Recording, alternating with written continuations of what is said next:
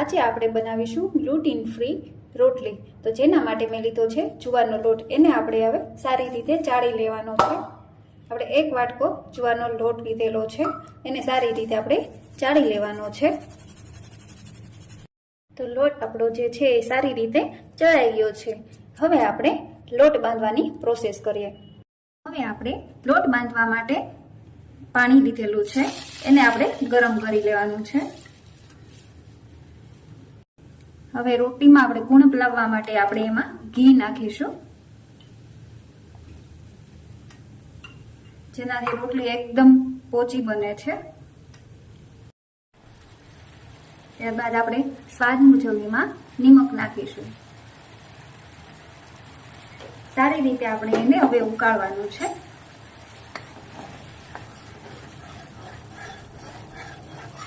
પાણી ઉકળી જાય સારી રીતે પછી જ આપણે લોટ નાખીશું।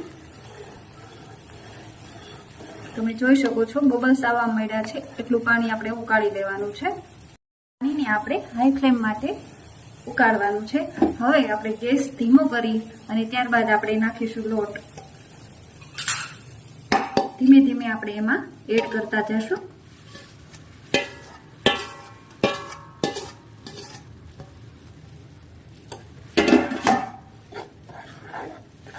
હવે આપણે એને સારી રીતે મિક્સ કરી દઈશું। ગેસની ફ્લેમ ધીમી જ રાખવાની છે।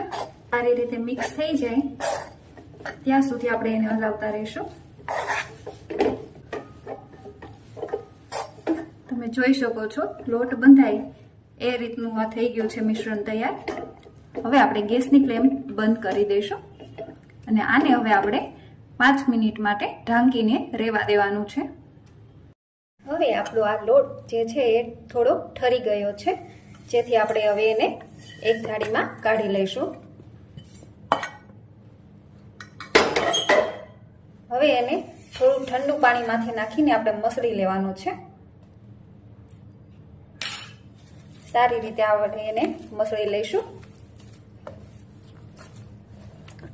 જો થોડો ગરમ લાગતો હોય તો થોડી વાર માટે ઠરવા દેવો અને પછી જ આપણે એને મસળવાનો છે।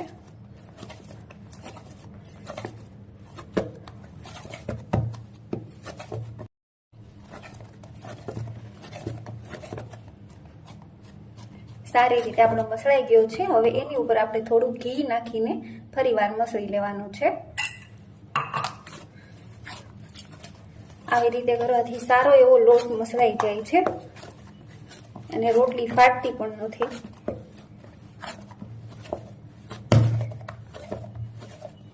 તો આપણો લોટ મસળાઈને તૈયાર થઈ ગયો છે, તમે જોઈ શકો છો। હવે આપણે એની રોટલી વણી લઈએ।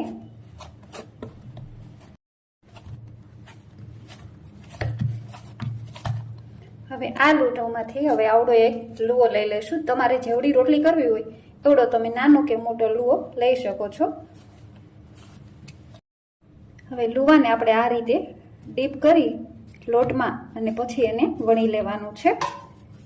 એને ધીમે હાથે આપણે એને વણતા રહીશું। તમે જોઈ શકો છો સહેલાઈથી વણાઈ જાય છે। એને આછી આછી એવી રોટલી વણી લેવાની છે।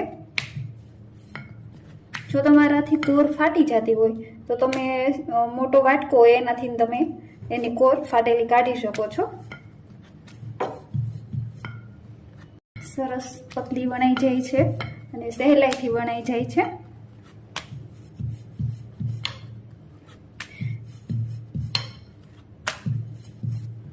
તમે જોઈ શકો છો એકદમ પતલી એવી આપણી રોટલી વણાઈને તૈયાર થઈ ગઈ છે। હવે આવી રીતે આપણે બધી રોટલીને વણી લઈએ।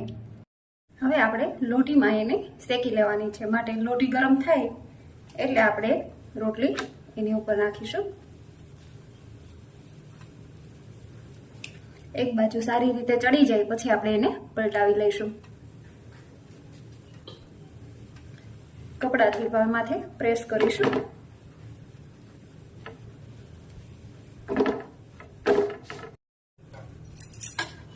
હવે આપણે એને પલટાવી લઈશું। તમે જોઈ શકો છો સરસ રીતે ફૂલી રહી છે।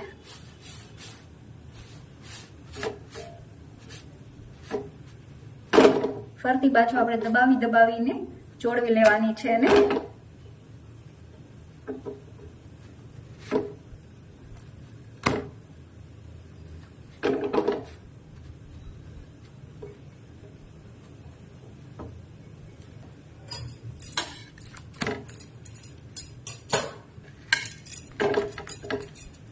રોટલી આપણી એકદમ ચડીને તૈયાર થઈ ગઈ છે. હવે ઉતારી લઈએ. હવે આપણે બીજી રોટલી પણ ચોળવી લઈએ. એને આપણે ડાયરેક્ટ ગેસ પર જ ચોળવીશું.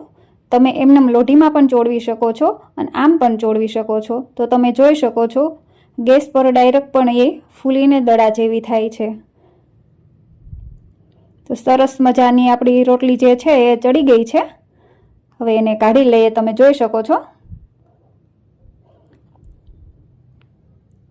એને ચોપડીને હવે જોવો છો તમે કેવી સરસ સોફ્ટ છે, કૂણી છે. તો તમને મારી આ રેસીપી સારી લાગી હોય તો મારી ચેનલને લાઈક કરો, શેર કરો અને સબસ્ક્રાઈબ કરો.